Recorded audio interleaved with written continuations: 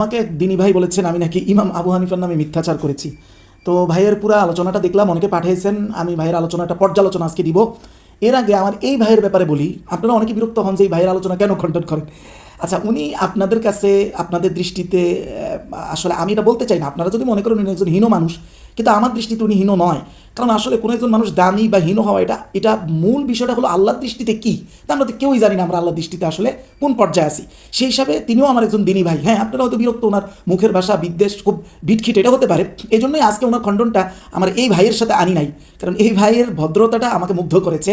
তবে আমি পর্যালোচনা দিচ্ছি, উনি যেগুলো বলেছেন এগুলো আদৌ সঠিক হয় কিনা এটা আমি পর্যালোচনা দিচ্ছি। আর এই ভাইয়ের যে বিষয়ে আপনারা বিরক্ত হন, দেখেন অনেকে আমাকে বলেন ভাই আপনি তার পর্যায়ের না, আপনি তার চেয়ে অনেক উঁচা পর্যায়ের, এটা আপনার দৃষ্টিতে, আমি এটা মনে করি না। 2 নম্বর বিষয় হচ্ছে, দেখেন পর্যায়ের না হইলেই যে খণ্ডন করা যায় না, বিষয়টা তো তা না। ইহুদিরা কি রাসূলের পর্যায়ে? তো রাসূলুল্লাহর সাথে ইহুদিদের ডিবেট হয় নাই। 2 নম্বর হচ্ছে, আপনার কাছে এই ব্যক্তিটা ছোট হোক যেটাই হোক, কিন্তু তার মধ্য দিয়ে যে বিষয়বস্তুগুলো আমি খণ্ডনে নিয়ে আসতেছি সেগুলো শুধু ওনাকে না, পুরা এই প্রোপাগান্ডার দরজাটাকে বন্ধ করে দিচ্ছে। আপনি কি সেটা দেখছেন না? আর আরেকটা বিষয় হলো না, আপনার মাধ্যমে এরা ভাইরাল হয়ে যাচ্ছে। ভাই এটা আপনি চিন্তা করবেন কেন? আপনি কি তাকদীরের বিশ্বাস নেই? আল্লাহ যার হকে ভালো মন্দ যা রেখেছেন ওটাই তো তিনি পাবেন। এটার থেকে আমি কিছু কেড়েও নিতে পারবো না, কিছু বেশি দিতেও পারবো না। আসেন প্রথমে আমার এই ভাইয়ের মূল বক্তব্য সেটা হলো ইমাম আবু হানিফার দিকে আমি নাকি ইমাম ইবনে হুমামের একটা বক্তব্যকে সম্বোধন করেছি, এটা ওনার দৃষ্টিতে ঠিক হয় নাই। আসেন, ফিকহুল আকবার, যেটা আবু হানিফার নামে আমাদের কাছে যে কিতাবটা পরিচিত, ওই কিতাবটার সরা বা ব্যাখ্যা গ্রন্থ লিখেছেন মোল্লা আলী কারি, যিনি আমি একজন কৌমি ঘরানার হিসেবে আমারও আকাবির, এই ভাইয়েরও আকাবির। এখন মূল কথা হচ্ছে, ফিকহুল আকবরের 105 নম্বর পৃষ্ঠায় যে জাল্লাতুন ও খতায়া যে শব্দগুলো আছে, এর ব্যাখ্যায় মোল্লা আলী কারি রহমতুল্লাহ আলাই এই মূল বক্তব্যের ব্যাখ্যা যে কথাটি এনেছেন ইবনে হুমামের সূত্রে, তো ইমাম আবু হানিফার মূল কথার ব্যাখ্যা হিসাবে তো এটা এনেছেন। এখন বলেন এই ব্যাখ্যাটা সঠিক না ব্যাঠিক? 1 নম্বর কথা আমার প্রশ্ন, তারপরে আমি উত্তর দিচ্ছি। যদি ব্যাখ্যাটা বলেন ভুল হয়েছে, তাহলে তো মোল্লা আলী কারি আবু হানিফার মূল কথার মর্মার্থ না বুঝে একটা ভুল ব্যাখ্যা করেছেন, এটা সাব্যস্ত হবে। আর যদি বলেন ব্যাখ্যাটা সঠিক, তাহলে ইমাম আবু হানিফার দিকে এই ব্যাখ্যা সহ নিসবত করা সঠিক কেন হবে? যে নবীদের কাজে ভুলে যাওয়া বা ভুল হওয়া, আমি কি দুইটাই বলবো, এটাতে ব্যাখ্যা আসতেছি ভাই, একটাকে কেটে গেছেন। আচ্ছা, এই ভুল হওয়া বা ভুলে যাওয়া এই জিনিসটা যে সম্ভব, এই ব্যাখ্যাটা আনছেন মোল্লা আলী কারি আবু হানিফার বক্তব্যের মধ্যে, আবু হানিফার বক্তব্যটাকে ক্লিয়ার বোঝানোর জন্য। তাহলে কেন এই ব্যাখ্যাটা আবু হানিফার দিকে নিসবত করা সঠিক হবে? কেন সঠিক হবে? আসেন, কোরআনুল কারীমে একটা আয়াত আছে, ওমান লাম ইয়াহকুম বিমা আনজালাল্লাহু ফাউলাইকা হুমুল কাফিরুন। আল্লাহ স্পষ্ট শাব্দিক অর্থে যেটা বলতেছেন, যে বা যাহারা আল্লাহর কিতাব দিয়ে বিচার ব্যবস্থা করে না, রাষ্ট্রের যে কোনো বিচার ব্যবস্থা, ফাউলাইকা হুমুল কাফিরুন, এরা সবাই কাফের। এখন আপনি এই আয়াতকে সামনে রেখে বা আয়াতের শাব্দিকতাকে সামনে রেখে হিসাব করলে তো ইসলামী রাজনীতির দাবিদাররা ছাড়া বাকিরা যারা আছে, যারা সেকুলার রাজনীতি করতেছে এবং কোরআন বহির্ভূত আইন দ্বারা রাষ্ট্র পরিচালনা করতে চাইতেছে, এই আয়াতের শাব্দিকতা দেখলে তো আপনি সবাইকে কাফের বলতে হবে। কিন্তু আমরা তো বলতেছি না। কেন বলতেছি না? কারণ ইবনে আব্বাসের ব্যাখ্যা এই আয়াতের, যে আল্লাহর কিতাব দিয়ে বিচার ব্যবস্থা হোক, এটা যে মন থেকে অস্বীকার করে, শব্দটা এরকম, ওমান জাহাদা বিমা আনজালাল্লাহ, যেটা একদম মন থেকে অস্বীকার করে, যেন এটা হতেই পারে না, সেই একমাত্র কাফের। এবার এখন এই সকল দলের ম্যাক্সিমাম মানুষ যদি এটা মন থেকে অস্বীকার করে না, এটা হতে পারে না, তো আল্লাহ আয়াত এবং ইবনে আব্বাসের ব্যাখ্যা অনুযায়ী স্পষ্ট কাফের। কিন্তু মন থেকে যদি স্বীকার করে যে না হতে পারে, কিন্তু আমরা এখন এই কারণে করতেছি না, কেউ হয়তো বলতে পারে কৌশলগত কারণে, কেউ হয়তো বিভিন্ন দিতে পারে, যদি এরকমটা বলে তাহলে সে কাফের নয়। এবার আমি যদি এই আয়াতের ব্যাখ্যা সহ ইবনে আব্বাসের মূল ব্যাখ্যাটা সহ আয়াতটা বলি, আল্লাহর দিকে নিসবত করে, যে আল্লাহ বলেছেন যারা আল্লাহর বিচার ব্যবস্থা চায় না তারা কাফের, আল্লাহ বলেছেন, তাহলে এই কথাটা কি মিথ্যাচার হবে? কারণ বিচার ব্যবস্থা চায় না এই শাব্দিক কথাটা তো আল্লাহ বলেন, আল্লাহ বলছেন যারা করে না সবাই কাফের। করে না কাফের এটা বললে তো আপনি সবাইকেই কাফের বানাইতে হবে। আসলে যারা চায় না মন থেকে তারা কাফের, এই যে কথাটা, এটা কি আল্লাহর আয়াতের শাব্দিক অর্থের মধ্যে আছে না মর্ম অর্থ? এটা মর্ম অর্থ, এটা ব্যাখ্যা। এই ব্যাখ্যাটাকে যদি আল্লাহর দিকে নিসবত করে এই আয়াতটা বলি, তাহলে কি এটা আল্লাহর নামে মিথ্যাচার হবে না। ইমাম আবু হানিফা যেই ভাষায় বলেছেন, ওই ভাষার মর্ম অর্থ আমাদের আকাবিররা যেটা ব্যাখ্যা করেছেন, আমি যদি সেটা ইমাম আবু হানিফার দিকে নিসবত করি, যদি সেই ব্যাখ্যাটা ভুল না হয়ে থাকে, তাহলে ইমাম আবু হানিফার মর্ম যেহেতু এটার সাথে সম্পৃক্ত, সেহেতু এটাকে মিথ্যাচার বলার কোনো সুযোগ নেই। এবং উসুলের দিক থেকেও এটা ততক্ষণ মিথ্যাচার হবে না যতক্ষণ না মূল কথার বিপরীতে না যাবে। আপনি দেখাই উসুল মানহাজুল ইমাম আহমদ ফি আলাম আল হাদিস, এর কিতাবের নাম, 1 নম্বর খণ্ড 381 নম্বর পৃষ্ঠা, তিনি স্পষ্ট এই কথা বলেছেন যে কাসীরুম মিন রুয়াতিল আসার মিন লাদুন ইনদা সাহাবা আলা রিওয়ায়াতিল হাদিস বিল মানা, যে অধিকাংশ রুয়াতে আসার যারা সাহাবীদের সময় থেকে হাদিসগুলো বর্ণনা করতেন রেওয়ায়াত বিল মানা, মানে যেই শব্দে যেই বাক্যে শুনেছেন সেই বাক্যে না, উনি নিজের ভাষায় বলতেন। কিন্তু কথার মূল মর্মার্থটা ঠিক রাখতেন। তাহলে মর্মার্থ ঠিক আছে কিনা আমাদের এখানে দেখতে হবে। এভাবে উনি অনেক কথা বলেছেন যে বিভিন্ন তাবিঈরা বলেন, ইমাম শাফির বক্তব্য যে বিভিন্ন তাবিঈদের এই বক্তব্য আছে যে আমাদের যখন সাহাবীদের সাথে সাক্ষাৎ হইতো অনেক ক্ষেত্রে আমরা হাদিসটা বলতাম যে রাসূলের এই হাদিস এটা, তখন ওনারা বলতেন হাদিস তো ঠিক আছে, ফাজতামাউ ফিল মানা, তোমাদের হাদিসের অর্থ ঠিক আছে, রাসূল আসলে এটাই বুঝাইছেন, কিন্তু তুমি যেই শব্দে যেই বাক্যে বলতেছো এই বাক্যে না। তার মানে মর্মার্থ যদি ঠিক থাকে তাহলে এটা তার দিকে রাসূলের দিকে নিসবত করা কি এই মিথ্যাচার হয় না। স্পষ্ট বলা হয়েছে লা বা'সা মা লাম ইউহিল আল মানা, যদি মূল অর্থকে হাইট না করে আপনার বক্তব্যটা, আপনার মর্ম অর্থটা, তাইলে এই মর্ম অর্থ তার দিকে নিসবত করা এটা কোনোভাবেই কোনো সমস্যা নয়। আপনি জানেন রাসূলুল্লাহ সাল্লাল্লাহু আলাইহি ওয়াসাল্লাম হাদিসগুলো যখন আমরা বলি, হাদিসের শেষে আমরা একটা শব্দ বলি আউ কামা ক্বালা আলাইহিস সালাতু ওয়াস সালাম, এই কথার অর্থ কি সাধারণ মানুষ অনেকে জানে না। মানে এই যেই শব্দে আমি হাদিস বলছি এই শব্দে রাসূল নাও বলার ব্যাপারে কোনো সিউরিটি নাই। এমন আছে এই শব্দগুলো যারা রেওয়ায়াত করেছেন বর্ণনাকারীদের ভাষা, এটা রাসূলের ভাষা এরকম হয়তো ছিল না। এই জন্য আমরা শেষে শব্দটা যোগ করি যে হয়তো যেমনটা রাসূলুল্লাহ বলেছেন, মানে আমি যেমনটা হাদিস উল্লেখ করেছি এটাও হতে পারে, অথবা রাসূল যেমনটা বলেছিলেন। এখন আমরা এই আউ কামা ক্বালা আলাইহিস সালাতু ওয়াস সালাম এই বাক্যটাকে আমরা সবসময় হাদিসের শেষে বলি না। তাহলে যখন আমরা বলি না, অধিকাংশ সময় বলা হয় না, যখন আমরা একটা লম্বা আলোচনা করি, একাধিক হাদিস আলোচনা করি, প্রত্যেক হাদিসের শেষে এই বাক্যটা খেয়াল করে সাধারণত আনা হয় না। কিন্তু তখনও তো আমরা ক্বালা রাসূলুল্লাহ হাদিসটা রাসূলের দিকে নিসবত করি, অথচ এই বাক্যগুলো রাসূলের না হওয়ার কোনো সিউরিটি নেই। তাহলে এটা কি রাসূলের দিকে মিথ্যা হয়? মিথ্যা ততক্ষণ হবে না যতক্ষণ না রাসূল যেটা বুঝাইতে চাইছেন আর আপনি যেটা বলতেছেন ওইটার সাথে ওইটা যখন বিপরীত না হবে ততক্ষণ এটা মিথ্যাচার হবে না। আব্দুল্লাহ আলী কারি এটার ব্যাখ্যাগুলো নিচে দিয়ে লিখছেন। তো ব্যাখ্যাগুলো কার কথার ব্যাখ্যা? ইমাম ইবনে হুমামের এই বক্তব্যটা কার কথার ব্যাখ্যা হিসেবে আনছেন? ইমাম আবু হানিফার। তাহলে ব্যাখ্যা সঠিক কিনা? ব্যাখ্যা যদি সঠিক হয় তাহলে ইমাম আবু হানিফার যেন কথা এটাই। দ্বিতীয়ত আমার প্রিয় ভাই বলেছেন ফিকুল আকবরের ওই যে বাক্যটা যে ওয়াল আসাহ জাওয়াজুস সাহ ফিল আফআল, এই বাক্যের তর্জমা বা মর্ম অর্থ আমি নাকি সঠিক করি নাই। আচ্ছা দেখেন, কেউ যখন কোনো কিছু ভুলে যায়, এই বাক্যের মূল একেবারে শাব্দিক অর্থ হলো ওনারা কর্মের মাঝে ভুলে যাইতেন, ভুল ত্রুটি করতেন, এটা তো নাই, মানে এরকম উনি বুঝাইতে চেয়েছেন। আসেন এটার গভীর তাত্ত্বিক ব্যাখ্যায় যাই। কেউ যখন কোনো কিছু ভুলে যায় তখন এর ফলাফল দুইভাবে ঘটে। দেখেন এই দুই প্রকারটা কি, মাদারিজুস সালিকিন এই কিতাবে আপনি এই ব্যাখ্যাটা দেখবেন স্পষ্ট। ক্বালা ইমাম ইবনুল কাইয়্যিম রাহিমাহুল্লাহ, উনি বলেন এই ত্রুটির প্রকার হলো প্রথমত দুইটা, একটা হচ্ছে তারকুল মা'মুর ফি'ল আল মাহযুব। আপনি যখন কোনো কিছু ভুলে যাবেন তাহলে এই ভুলে যাওয়ার ফলাফলটা আপনাকে দুইভাবে প্রকাশ পাবে। এটা নবীর ক্ষেত্রেও যে কোনো মানুষের ক্ষেত্রেও, যে দুই ভাব হচ্ছে আপনি ভুলে গিয়ে কোনো একটা করণীয় কাজ করতে ভুলে গেছেন এটা হবে, আর না হয় ভুলে গিয়ে কোনো একটা কাজ করা উচিত ছিল না এটা আপনি করে ফেলেছেন, এই দুইভাবেই হবে। মানে আপনি ভুলে গেছেন মানে কি, এটার ফলাফলটা ফেলে প্রকাশ পাবে কিভাবে, মানে কাজের ক্রিয়ার মাঝে প্রকাশ কিভাবে পাবে? দুইভাবে। হয় আপনার উপরে কোনো একটা উচিত ছিল করা এটা করতে ভুলে গেছেন, অথবা কোনো একটা উচিত ছিল না করা ওটা ভুলে করে ফেলেছেন, এভাবেই তো হবে নাকি? তো উনি এটা বুঝাইতে চাচ্ছেন যে ভুল মানে ওনার ভুলে যাওয়া, তো ভুলে যাওয়ার অর্থ কি এটা কাজে প্রকাশ পাওয়া নয়? তাহলে কাজের মাঝে ত্রুটি, আমার এই কথাটার মধ্যে ভুল হলে কোথায়? রাসূলুল্লাহর জীবনীতে কোরআন থেকেই দেখা যায়, হ্যাঁ ভুলে যাওয়ার মাধ্যমে যে এই কাজটা দুইভাবেই হয়, ক্রিয়াতে দুইভাবেই রূপান্তর হয়। এক দেখেন রাসূলুল্লাহ সাল্লাল্লাহু আলাইহি সাল্লাম ভুলে গেলেন ইনশাআল্লাহ বলতে, ইনশাআল্লাহ বলতে ভুলে গেছেন, অর্থাৎ এটা কি ছিল? তারকুল মা'মুর, এটা বলা উচিত ছিল, মানে আল্লাহর এটা আদেশ ছিল বলা যে ইয়া রাসূল আপনি কখনো নিজের শক্তিতে কিছুই করতে পারেন না আল্লাহর শক্তি ছাড়া, অতএব সবসময় এই নেসবত ক্রেডিট আল্লাহকেই দিতে হবে। কিন্তু উনি এটা ভুলে গেলেন, তো ভুলে যাওয়ার দ্বারা কি হলো? তারকুল মা'মুর হলো, অর্থাৎ ইনশাআল্লাহ বলা উচিত ছিল এটা বলতে ভুলে গেলেন, তো এটা তো ক্রিয়ার মাধ্যমে প্রকাশ পাইল, এটা একটা। তারপরে আল্লাহ তাআলা সংশোধনী দিলেন, প্রায় 15 দিনের মতো ওহী বন্ধ রাখলেন।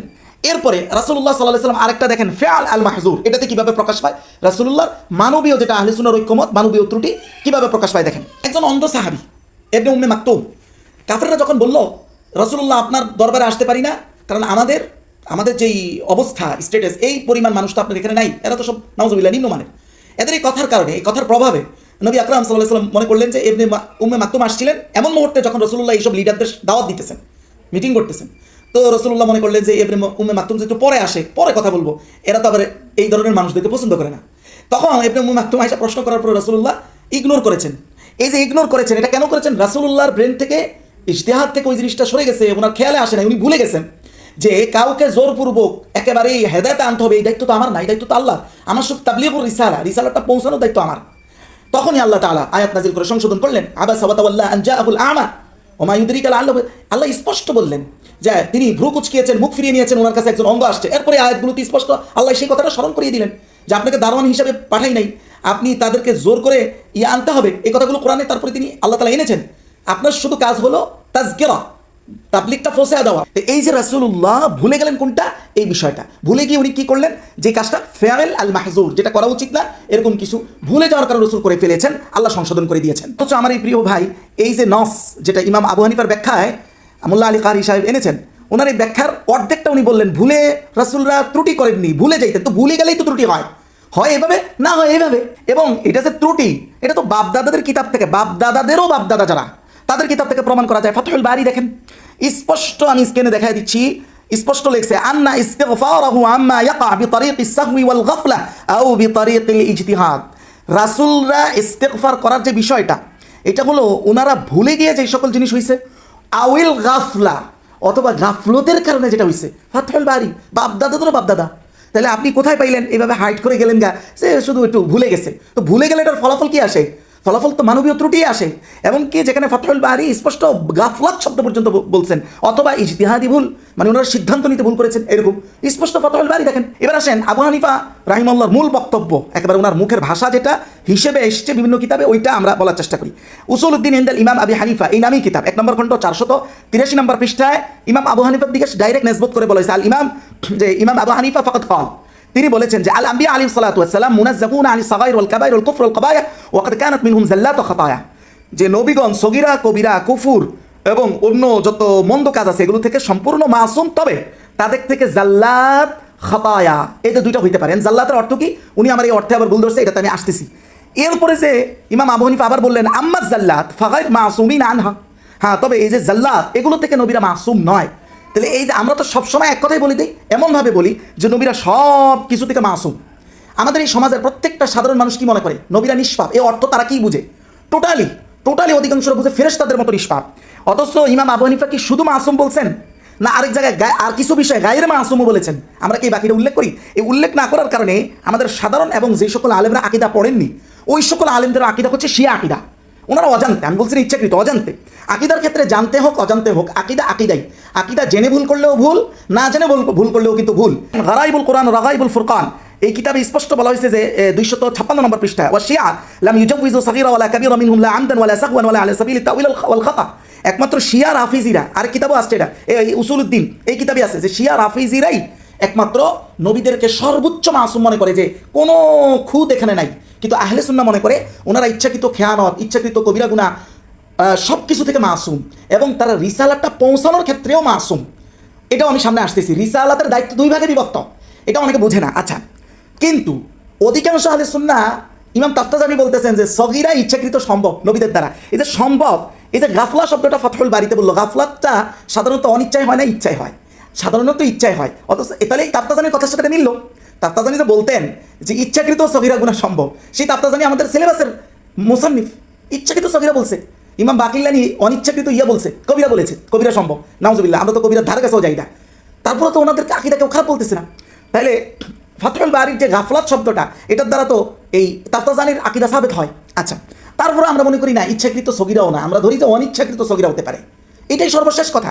এই যে আমরা সাধারণ মানুষকে শিখাইলাম মোতলাক মাসুম, মাসুম বললেই আমরা এমনভাবে এটাকে উল্লেখ করি যেটা মোতলাক, মানে সাধারণভাবে ব্যাপকভাবে মাসুম। কিছু বিষয়তে এখানে ভিন্নতা আছে, এটা আমরা সাধারণ জনগণের সামনে উল্লেখ করি না, এরা বুঝবে না। তো এদের আকিদাতে শিয়ার আকিদায় সাওয়া আমি সাওয়া হইল, এটা নিয়ে আমাদের অবস্থান কি? এখন এগুলো এখন দেখা যাচ্ছে মাওলানা মওদুদি বিদ্বেষকে কেন্দ্র করে কি বাড়াচ্ছে, এক ধরনের শিয়া আকিদার গন্ধ এখান থেকে বের হচ্ছে। এটা সবচেয়ে দুঃখজনক। আচ্ছা, এবার আমার প্রিয় ভাই, আবু হানিফার যে বাক্যটা জাল্লাত, নবীদের জাল্লাত হয় খতায়া হয়। খতা তো আপনারা বাংলায় বুঝেন, খাতা গুনাহ, খাতা আপনারা বলেন না, গুনার সাথে খাতা বলেন। আর গুনাহ শব্দটা উনি বলেছেন যে এটার মধ্যে কেমন স্মেল পাওয়া যায়, গন্ধ। তো স্মেল পাওয়া গেলে সেটা ভিন্ন কথা, এটা তো স্পষ্ট। আমাদের শাইখুল হিন্দ রহমতুল্লাহ তেরি গুনাহ ব্যবহার করেছেন। অনেকে এটার ভিন্ন দিকে ব্যাখ্যা, সূরা ফাতিহার 2 নম্বর আয়াতে তেরি গুনাহ, এটার ব্যাখ্যা অন্যদিকে নেওয়ার চেষ্টা করেছে। কেউ বলছে মনে গুলো, এটা তো আমার অলরেডি এগুলো খণ্ডন করা হয়ে গেছে। আচ্ছা, তারপরে কেউ যদি আবার করতে চায়, আবার খণ্ডন করবে ইনশাআল্লাহ। তাহলে এই যে গুনাহ শব্দটা তো অনেকেই আমাদের আকাবির দেওবন্দ ব্যবহার করেছে। এবার জাল্লাত শব্দের অর্থ নাকি আমি ভুল করেছি? না প্রিয় ভাই, এটা আপনার বুঝার ভুল। কি জন্য? যে জাল্লাত অর্থের যে শাব্দিক অর্থ আরবিতে যেটা হয়, ওইটাও যে নবীদের ক্ষেত্রে উদ্দেশ্য না। এই জন্যই তো আপনি আরেক কিতাব থেকে দেখাইলেন যে নবীদের ক্ষেত্রে জাল্লাত কোন অর্থে, তার মানে জাল্লাতের আরও অর্থ আছে। তো সাধারণ মানুষের ক্ষেত্রে জাল্লাতের যে অর্থ, নবীদের ক্ষেত্রে সে অর্থ না, এটাই তো দেখাইছেন। তার মানে আরবিতে জাল্লাত বলতে ভিন্ন অর্থে বুঝে, কিন্তু নবীদের ক্ষেত্রে যে সে অর্থ না, এটা আবার আলাদা ব্যাখ্যা করে দিতে হলো। তো এইবার বাংলাতে জাল্লাতের শাব্দিক অর্থ পদস্খলন, এইটা বললে আপনি কেন বাংলার যে অর্থে আমরা সাধারণত ব্যবহার করি ওই অর্থে আপনি কেন বুঝবেন? আরবিতে যখন এটাকে ভিন্ন ব্যাখ্যা করে দেওয়া হচ্ছে, শাব্দিক অর্থে যখন আমরা জাল্লাতের অর্থ পদস্খলন বলবো, এই পদস্খলনের অর্থ তো নবীদের ক্ষেত্রে ভিন্ন হবে। আর সেই ভিন্ন অর্থটা তো আমরা বারবার পূর্বাপর সেমিনার থেকে বলে আসতেছি, মানবীয় ত্রুটি। পদস্খলনের অর্থ সাধারণ মানুষের জন্য যেটা হয়, আপনি সেই অর্থে আমার বাক্যটাকে ধরলেন কেন? কারণ আপনি যদি এখানে এই অর্থে ধরেন, তাহলে ইমাম আবু হানিফা জাল্লাত শব্দের অর্থ বলার পরে আলাদা ব্যাখ্যা করতে হলে কেন? কারণ জাল্লাত শব্দের অর্থ ঠিকই ওই রকম, কিন্তু নবীদের ক্ষেত্রে উদ্দেশ্য এটা না, এটা আলাদা ব্যাখ্যা লাগছে। তো আমাদেরও পদস্খলনের সাধারণ অর্থ একরকম, কিন্তু নবীদের ক্ষেত্রে অর্থটা ভিন্ন, এটার আলাদা ব্যাখ্যা আছে। এই ব্যাখ্যা আমরা অলরেডি বারবার করতেছি, মানবীয় ত্রুটি, মানবীয় ত্রুটি, সেমিনারে বলা হলো মানবীয় ত্রুটি। তাহলে আপনি জাল্লাতের বা পদস্খলনের ভিন্ন বা সাধারণ প্রচলিত অর্থ কেন আপনি উদ্দেশ্য নিচ্ছেন? এরপর আমার প্রিয় ভাই বলেছেন যে নবীদের যে সকল ইজতিহাদি বা মানবীয় ভুল ত্রুটিগুলো, ওনাদের মর্যাদার আধিক্যতার কারণে এটা আল্লাহর দৃষ্টিতে ভুল, প্রকৃত ভুল নয়। আল্লাহর দৃষ্টিতে ভুল, কিন্তু মানবীয় দৃষ্টিতে ভুল না। এই তাফসির কি মাওলানা মওদুদী সাহেব করেন নাই? মাওলানা মওদুদী সাহেব সূরা বাকারার 36 নম্বর আয়াতের ব্যাখ্যায় আপনি যে তাফসিরের কথা বলতেছেন, ওই তাফসির উনি করে রাখছেন বহু আগেই। উনি বলছেন যে 19 বছর রাসূলুল্লাহ সাল্লাল্লাহু আলাইহি সাল্লাম এই যে বিভিন্ন দ্বীনের কাজ করেছেন, এখানে উনি বলতেছেন ইয়ে খামিয়া কিসি ইনসানকে ইলমে নেহি হে, রাসূলদের যে মানবীয় ভুল ত্রুটি এগুলো কোনো মানুষের ইলমে নাই। এইভাবে বলছেন যে বলকে ইনসানি আকল তো ইস যুদ্ধ ও জাহাদ, যুদ্ধ ও জুহুদ মে কোই নোকসান তালাশ করনে সে কতই আজিজ হয়। মানুষের ব্রেন তো নবীদের এই সূক্ষ্ম যে ত্রুটি, যেটি আল্লাহর দৃষ্টিতে এগুলো বের করতে মানুষ অক্ষম, স্পষ্ট কতই আজিজ বলছেন, সাধারণ অক্ষম না, মারাত্মক অক্ষম। মাগার আল্লাহ তাআলা কি নেগামে কামাল কা জো বুলন্দ তরিন মেয়ার হয়, কিন্তু আল্লাহর দৃষ্টিতে পূর্ণতার উচ্চ যেই মাকাম, যেই মেয়ার, যেই মানদণ্ড, সেই দৃষ্টিকোণ থেকে এগুলো আল্লাহর দৃষ্টিতে ভুল। তার মানে হলো ওই কথাটাই ইমাম মওদুদী সাহেব ঘুরে ফিরে বলতেছেন যে আল্লাহর কাছে নৈকট্যশীল হওয়ার সুবাদে এগুলো ভুল, আসলে এগুলো ওইরকম ভুলের বিষয় ছিল না। এটা তো মাওলানা মওদুদী সাহেব বলেছেন।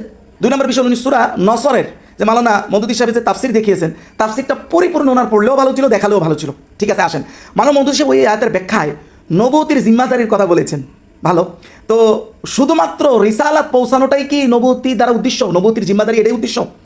আসলে সবাই ঐক্যমত হলো নবুয়তির রিসালাতটা মানে তাবলীগুর রিসালা, এটা পৌঁছানোর ক্ষেত্রে নবীরা কোনো ভুল করে নাই। কিন্তু রিসালাত বাস্তবায়ন যখন করেছেন, নিজে আমল করেছেন, অন্যদেরকে আমল করিয়েছেন, ওই বাস্তবায়ন দাওয়াত তাবলীগ যখন বাস্তবায়ন করেছেন, ওই ক্ষেত্রে ওনাদের কিছু মানবীয় ত্রুটি হয়েছে। সবাই ঐক্যমতে না আহলে সুন্নাহ। এখন ওনারা মওদুদী সাহেব যখনই বলেন দায়িত্ব, নবুয়তির দায়িত্ব, দায়িত্ব বলতে শুধু দায়িত্বের একটা পার্টকে ওনারা উদ্দেশ্য নেন, মানে তাবলীগুর রিসালা। আরে আল্লাহর রিসালাত মানুষের কাছে পৌঁছানোর ক্ষেত্রে ভুল করলে তো কোরআনের মধ্যে শুভা আসবে, সন্দেহ আসবে, এটা তো নাউজুবিল্লাহ অসম্ভব কথা। কিন্তু ওনারা নবুয়তের দায়িত্ব বলতে একটু বুঝেন। তাহলে আর জিব্রাইলের সাথে নবীর পার্থক্য কি? জিব্রাইলেরও দায়িত্ব শুধু তাবলীগুর রিসালা মিনাল্লাহি ইলা রাসূলিহি, শুধু রিসালাত বার্তাটা পৌঁছানো। নবীর কি কাজ? শুধু বার্তা পৌঁছানো না, বার্তা বাস্তবায়ন করা। তো বার্তা বাস্তবায়নের যে পার্ট, ওইটাতে গিয়ে ওনাদের মানবিক ত্রুটি হয়েছে, ওইটাতে ওই পার্টে হয় নাই যেই পার্টে তারা বুঝাইতেছে। আচ্ছা, যদি আপনি মনে করেন মওদুদী সাহেবের জিম্মাদারি শব্দ দ্বারা বা নবুয়তের রিসালাতের জিম্মাদারির ভিতরে যে মানবীয় ত্রুটি, এটা উদ্দেশ্য দ্বারা যদি তাবলীগুর রিসালার উদ্দেশ্য হয়, তাহলে একই অর্থে একই বাক্যে আমাদের আকাবিররাও তো তাফসীর করেছেন, তখন ওনাদের ক্ষেত্রে কোনটা উদ্দেশ্য নেবেন? দেখেন আমাদের আকাবির, বিখ্যাত আকাবির, যিনি দারুল উলুম দেওবন্দের একজন বিখ্যাত ওস্তাদ, উনি কামালাইন লিখেছেন। মাওলানা মোহাম্মদ নাঈম সাহেব, নাঈম সাহেব স্পষ্ট লেখা, দেওবন্দ উস্তাদ তাফসীর দারুল উলুম দেওবন্দ, উনি তাফসীরের একজন বিখ্যাত ওস্তাদ, তাও দারুল উলুম দেওবন্দের। এবার দেখেন উনি কামালাইনের মধ্যে কি নবীদের জিম্মাদারির ভিতরে ভুল ত্রুটির কথা মাওলানা মওদুদী সাহেবের মতো বলেন নাই? আসেন ফাস্তাগফিরহু, হে নবী আপনি ক্ষমা চান।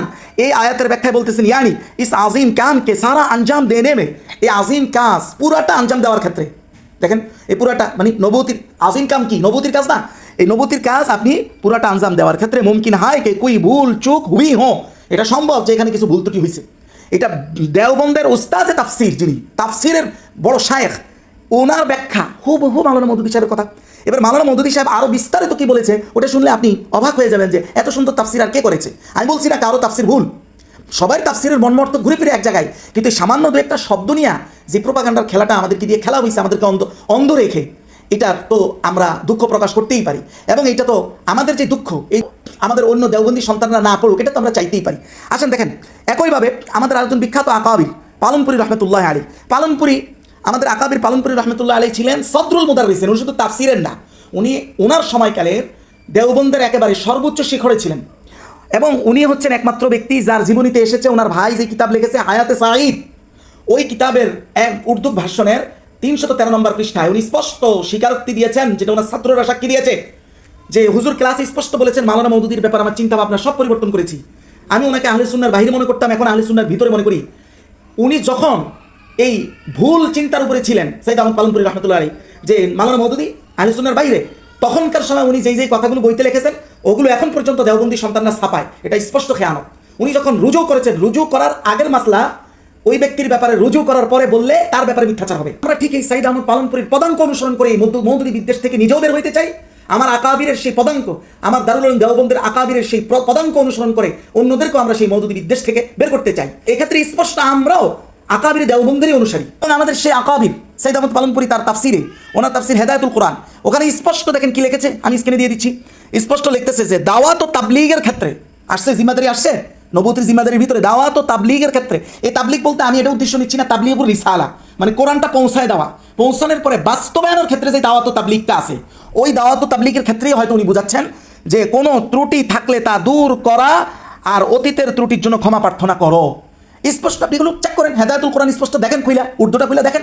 একইভাবে আমাদের আকাবির আরেকটা তাফসির, তাফসির মাআরিফুল কোরআনে একইভাবে আনা হয়েছে। মাআরিফুল কোরআনের মতো বিখ্যাত তাফসিরে দেখেন কি লিখছে, স্পষ্ট লিখতেছে যে শয়তানের যে দুশ্মনী তার ছলনা থেকে বেঁচে থাকবে, এটা হযরতে আদমের বিষয় তাফসির করতে বলা হচ্ছে, যেন তোমাদেরকে জান্নাত থেকে বহিষ্কৃত করে না দেয়। তখন এতটুকু সুস্পষ্ট নির্দেশের পরেও ওই মহান পয়গম্বর শয়তানের ধোঁকা বুঝতে পারলেন না কেন? মাআরিফুল কোরআনে বলতেছি স্পষ্ট কেন, মানে আমাদের হযরতে আদম আলাইহিস সালাতু ওয়াস সালামের ব্যাপারে এটা তো প্রকাশ্য অবাধ্যতা ও গুনাহ। তাফসীর মাআরিফুল কোরআন যাবেন কোথায়? আমরা তাও এগুলোর অর্থ ভুলভাবে, মানে এগুলো তো যদি বিকৃত করে কেউ শত্রুতামি করে কি করা যাবে এটা আপনি কল্পনা করতে পারেন না। এরপরে মাওলানা মওদুদী সাহেবের তাফসীরে তো আসছি, কোনো সমস্যা নেই ভাই, এগুলো যত ঘাটবেন বের হবে। কিন্তু বের হলেও আমরা আমাদের আকাবিরদের এই সকল তাফসীরের এই বাক্যগুলোকে ভুল অর্থের দিকে নেই না, যেভাবে এই 100 বছর আমাদেরকে দিয়ে ধোঁকাটা দেওয়া হয়েছে। এটা আমরা করবো না, এটা অসম্ভব। এটা করলে আর আমরা সত্যের জন্য লড়াই করে লাভ হইল কি? আমরা তো আরেক সিন্ডিকেটের অংশ হলাম, এটা আমরা করবো না। ওনাদের এই সব কথার উদ্দেশ্য কিন্তু সেই মানবীয় ত্রুটি হওয়ার কথা। তারপরও শব্দের খেলা নিয়ে যে কাজগুলো আমাদের করা হয়েছে, আমি জাস্ট সেই শব্দগুলো দেখাচ্ছি, যে এখানে ভিন্ন ব্যাখ্যা করার সুযোগ আছে, তারপর আমরা করতেছি না। আসেন ভাইয়ের সর্বশেষ কথা হলো, মাওলানা মওদুদী সাহেব কি আহলে সুন্নাহর মতামত সামনে রেখে তাফসীর করেছেন? জি, 100% তাই করেছেন। তবে মাওলানা মওদুদী সাহেবের মূল তাফসীরটা দেখার আগে কয়েকটা বিষয় একটু জানতে হবে আপনাদের। দেখেন খুব ইম্পর্টেন্ট এই বিষয়টা হলো, ফিকহুল আকবারে স্পষ্ট একটা কথা বলা হয়েছে, আপনি খুঁজে দেখতে পারেন, আমি স্ক্রিনে দেখাই দিচ্ছি। দেখেন, লাইসা ইয়াকদিরু আহাদুন আন ইয়াবুদাল্লাহ তাআলা হাক্কা ইবাদাতিহি কামা হুয়া আহলুল্লাহ। এমন কোনো আল্লাহর বান্দাই নাই যে আল্লাহর ইবাদত আল্লাহ যেমন যোগ্য, তার আল্লাহর যোগ্যতা অনুসারে পরিপূর্ণ ইবাদতের হক আদায় করতে পারে, এটা কেউ নাই। এখানে এটাও বলা হয় নাই যে এখানে শুধু নবীরা ছাড়া বাকিরা কেউ নাই, এটাও না, সব কোনো বান্দাই এমন হইতে পারে না। এটা ফিকহুল আকবারে স্পষ্ট বলা, আপনি দেখতে পারেন। একই কথা তাফসির নূরুল কোরআনে বলা হয়েছে। তাফসির নূরুল কোরআন যিনি লিখেছেন, আপনি স্পষ্ট দেখেন তাহরিকে দেওবন্দে ওনার কথা এসেছে, ওনার অবদানের কথা, ওনার তাফসির নূরুল কোরআন যে একটা গ্রহণযোগ্য তাফসির। তাহরিকে দেওবন্দের ইতিহাস যেগুলো থেকে আপনি জানবেন, এইরকম নির্ভরযোগ্য কিতাবে ওনার নাম উঠে দিছে এই মাওলানা আমিনুল ইসলাম রাহমাতুল্লাহ আলাইহি, ওনার লেখা তাফসির দেখেন, তাফসিরে নূরুল কোরআন। আল্লাহ ক্ষমা প্রার্থী হওয়ার যে আদেশ দিয়েছেন রাসূলুল্লাহকে, এর তাৎপর্য হলো আল্লাহ পাকের শ্রেষ্ঠত্ব ও মহত্ব বর্ণনাতীত। এরপর বলতেছেন এমনকি কল্পনাতীত। এরপর বলতেছেন তাই কোনো মানুষের পক্ষে আল্লাহ পাকের বন্দেগীর হক আদায় করে পালন করা এটা সম্ভব না। তাফসির নূরুল কোরআন যেটা দেওবন্দীদের কাছে গ্রহণযোগ্য, যে ব্যক্তির তাফসিরটা পর্যন্ত ওনারা তাহরিকে দেওবন্দে এনেছেন। এবং তাফসিরে নূরুল কোরআনের এই কথা যে সঠিক, এটা আপনি সরাসরি ফাতহুল বারীতেও আপনি এটার ব্যাখ্যা পাবেন। একটু আগে ফাতহুল বারীতে দেখেছেন গাফলাত শব্দ লিখেছে, এবার দেখেন ফাতহুল বারী কিতাবুদ দাওয়া 202 নম্বর পৃষ্ঠা আমার নুসখা অনুযায়ী ওনারা লিখছেন ওয়াকুউল খাতিআ মিনাল আম্বিয়া জাইজুন। খাতিআ এই ধরনের মানবীয় ভুল ত্রুটি নবীদের থেকে হওয়া জায়েজ, লিআন্নাহুম মুকাল্লাফুন, কারণ তারা মুকাল্লাফ। এই মুকাল্লাফ শব্দের যদি একদম সহজ কথায় বুঝাই দেই তাহলে হলো জবাবদিহিতার আওতায় যারা, এটা তাদেরকে বলা হয় মুকাল্লাফ। নবীরা যেহেতু জবাবদিহিতার আওতায়, সেহেতু তাদের জন্য ওয়াকুউল খাতিআ এটা সম্ভব, এবং এটাই আহলে সুন্নাহর ঐক্যমত। তা ফতোয়া আলমগীরিতে এটা কয়েকবার বলা হয়ে গেছে, এবং এটা নিয়ে যারা চ্যালেঞ্জ করছে তাদের খণ্ডনও করা হয়েছে। সামনে যদি কারো চ্যালেঞ্জ করে সেটাও খণ্ডন করা হবে ইনশাআল্লাহ। সেখানে বলছে ওয়ালাউ ক্বালা লাম ইয়াসু হালাতান নবুওয়া ওয়ালা ক্বাবলাহা কাফারা লিআন্নাহু রাদ্দাল মানসুস। কেউ যদি বলে নবতির আগে পরে মিলায়া, কখনোই নবীরা কোনো এনে এশিয়ান শব্দ বলছে, আমরা তার শাব্দিক অর্থ উঠাচ্ছি না, আমরা এশিয়ানের শাব্দিক অর্থ হলো পাপ, কিন্তু আমরা এখানে নবীদের ক্ষেত্রে সেই আহলে সুন্নাহর ঐক্যমতে যেই মানবীয় ত্রুটি সেটাই বলতেছি, যে এটা ওনাদের কোনো ত্রুটি বিচ্যুতি হওয়া সম্ভব না, হয় না, এটা যদি কেউ বলে তাহলে সে কাফের। এটা ফতোয়া আলমগীরের ফতোয়া, এটাই ঐক্যমত।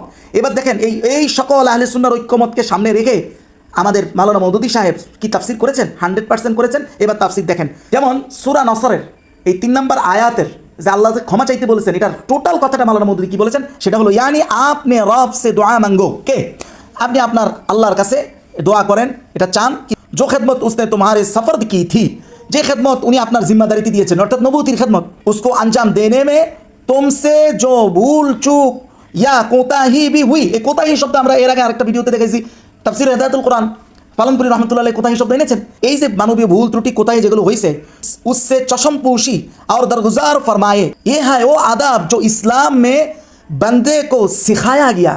এই যে রাসূলুল্লাহকে ক্ষমা চাওয়ার কথাটা বলা হচ্ছে, এটা আদাবে ইসলাম, এটা ইসলামের আদাব।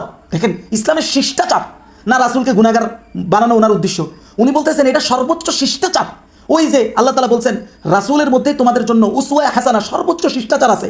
এই ঘটনাকে মওদুদি সর্বোচ্চ শিষ্টাচার বলতেছেন রাহিমাহুল্লাহ। আচ্ছা আসেন, কেমন শিষ্টাচার এটা উনি ব্যাখ্যা করতেছেন যে किसी इंसान ने अल्लाह के दीन की खा कैसी ही बड़े से बड़े खिदमत अंजाम पाई हो, যে কোনো মানুষ যত বড় বড় খেদমতি ইসলামের জন্য করুক না কেন, उसकी राह में खा कितनी ही कुर्बानियां उसने दी हो, আল্লাহর রাস্তায় যত বেশি কোরবানি আপনি দেন না কেন, उसके दिल में कभी ये ख्याल तक ना आना चाहिए कि এই কথা দিলের মধ্যে কখনো আসা যাবে না मेरे ऊपर मेरी रब का जो हक था, আমার উপর আমার রবের যে হক ছিল ও মাইনে পুরা কা পুরা আদা কর দিয়া হয়, যে আমি সেটা আল্লাহর হক পুরো আদায় করে দিছি, এইটা যেন অন্তরের মধ্যে কোনোদিন না আসে। একটু আগে ফিকহুল আকবার থেকে, একই তাফসির নুরুল কোরআন থেকে, এতগুলো কিতাব থেকে আমরা এটাই প্রমাণ করলাম যে আল্লাহর হক কোনো নবী রাসূল কেউ পরিপূর্ণ করার সুযোগ নাই। আর ওইটা যেন অন্তরে না আসে, এই জন্যই আল্লাহ বলছেন আপনি আল্লাহর কাছে ক্ষমা চান। এটা হলো ইসলামের শিষ্টাচার, এটাই হলো ইসলামের বৈশিষ্ট্য। তাহলে এর চাইতে চমৎকার তাফসির আপনি কোথায় পাবেন? এত চমৎকার তাফসির করার পরেও ঘুরে ফিরে ওনারা বিভিন্ন শব্দের খেলা মার পেছে বলতেছেন রাসূলুল্লাহর ইসমত মানেন নাই, যেখানে মওদুদি সাহেব নিজের মুখে পরিচয়টা বলছেন যে আমি রাসূলদের ছাড়া আর কাউকে মাসুম মনে করি না। এটা বলার পরেও এটা কি সাধারণ জালিয়াতি হইতে পারে?